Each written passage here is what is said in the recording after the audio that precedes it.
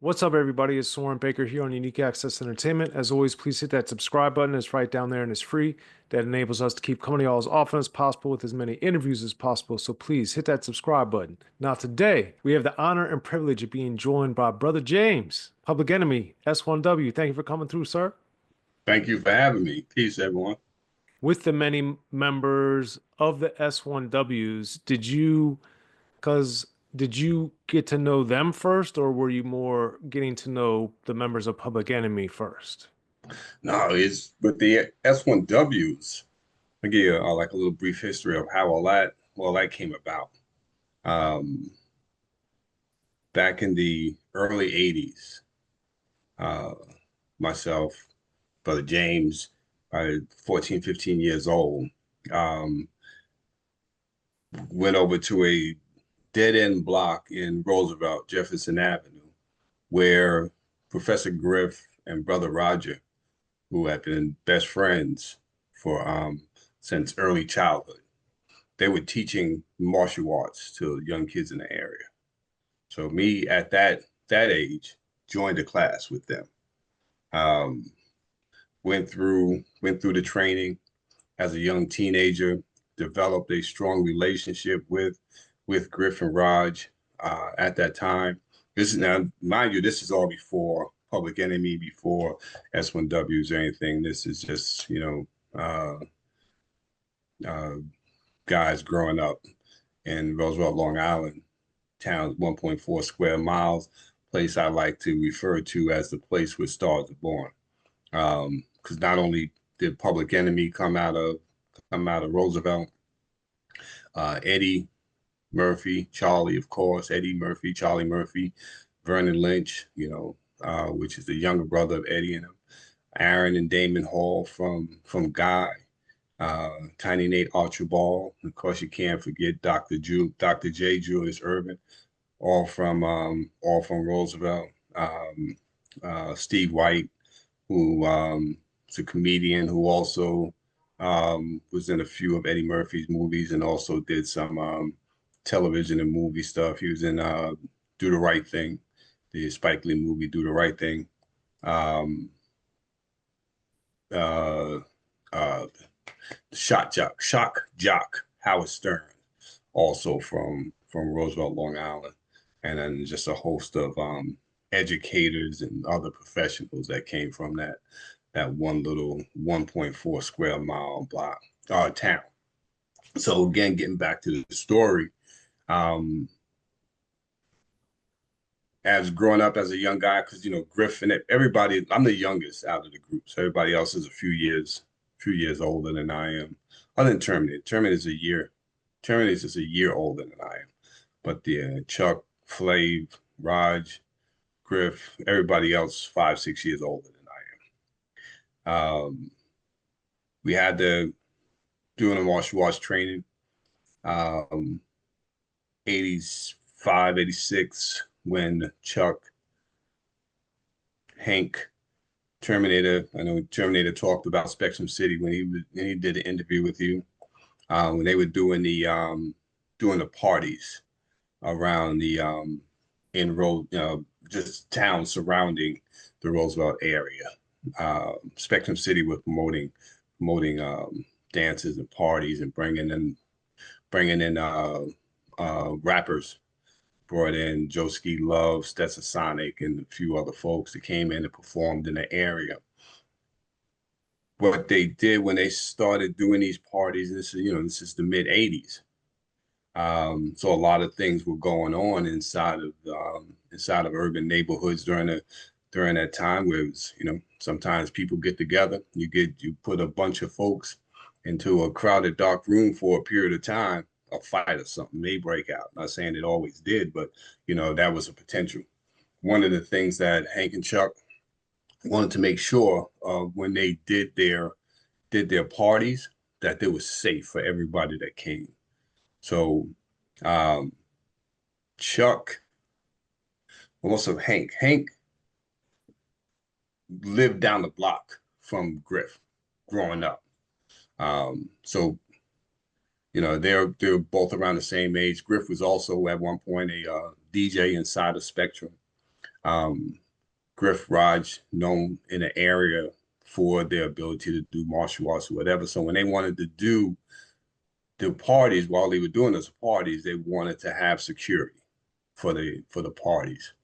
So Griff brought it to myself and Raj, and what we did, we started a security group called Unity Force. Unity Force also sprung further into a social political um, organization where we worked inside of the community to bring social consciousness awareness, giving young folks, even myself at that time, and then my peers, people younger, a little older, an opportunity to come learn martial arts. We did cultural studies and all types of things. So Unity Force was a little more than a security company, but at this point, um, they wanted to have the security for the party.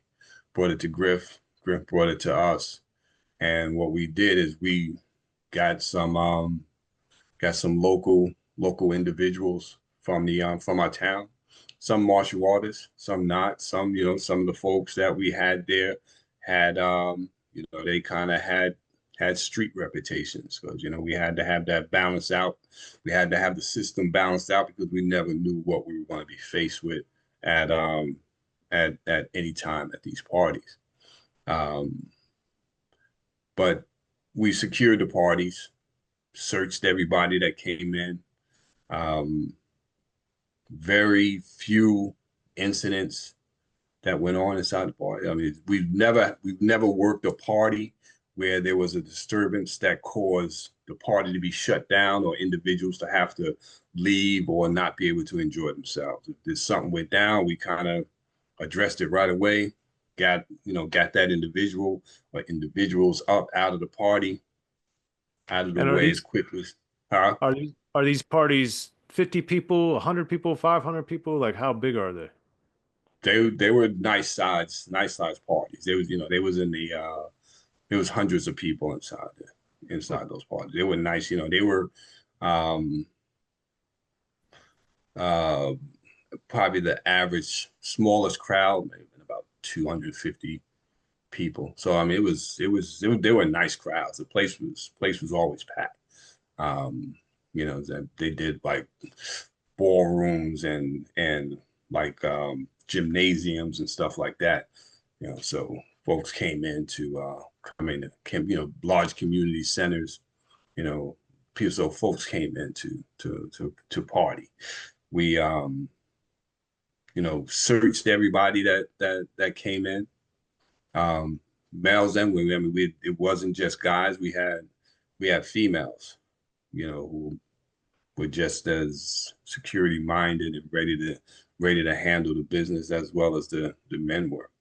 Um, Now the thing when we were sitting together trying to figure out what we're going to look like in terms of what image we're going to present while we're doing the security. Um, there was a couple of ideas that was thrown out, and uh, Brother Roger had the idea of, hey, let's just dress like the Black Panthers. So we wore the black beret. Uh, at the time, it was sweatshirts, mock neck sweatshirts, black pants, black boots were all black. So that was the look of Unity Force.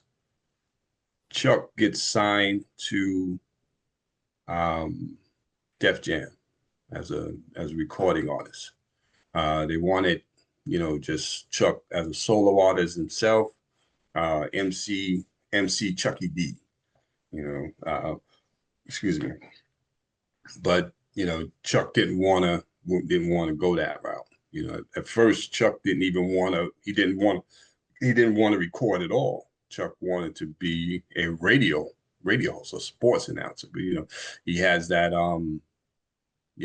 Madison Square Garden Nick calling voice. Um, uh, so he decided to do it, but he didn't want to be the soloist. So he started putting together the pieces.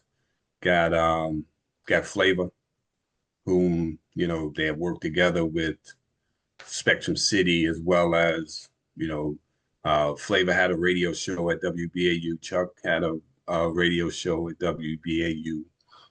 Terminator, who was one of the DJs for Spectrum City.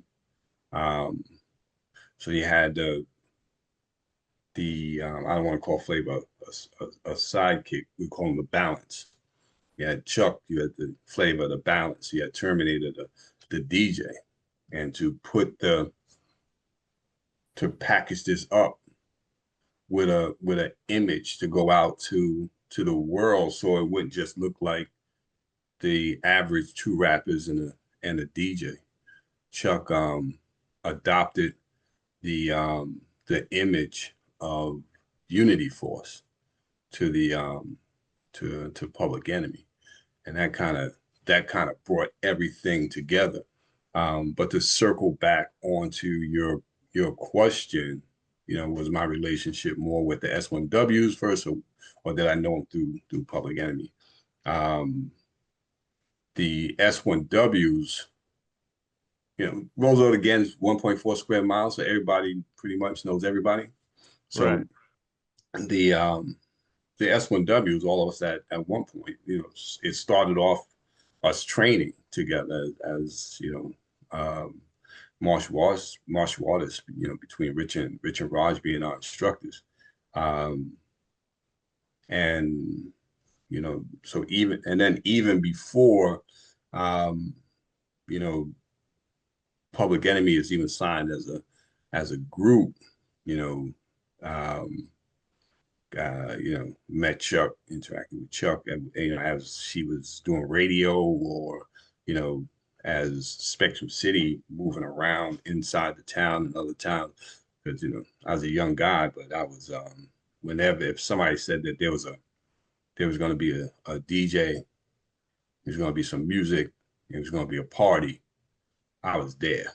If it was a block party, if it was a party at the center, if it was at the roller skate rink, if it was at the high school, if it was 2 towns over, whatever, if it was a Friday, Saturday, or Sunday, and it was a party, I was there, so I was familiar with everybody else. But then once the group came together, once Chuck put all those pieces together, and and called it Public Enemy in 1986. That's where the bond kind of everybody just kind of meshed together, rather than just a pocket here, a pocket there. Everybody's just like throughout the town, like, hey, what's up, what's up, what's up. Then it became a group. I mean, I've known Flavor before before Public Enemy. Flavor is one of my niece's godfather.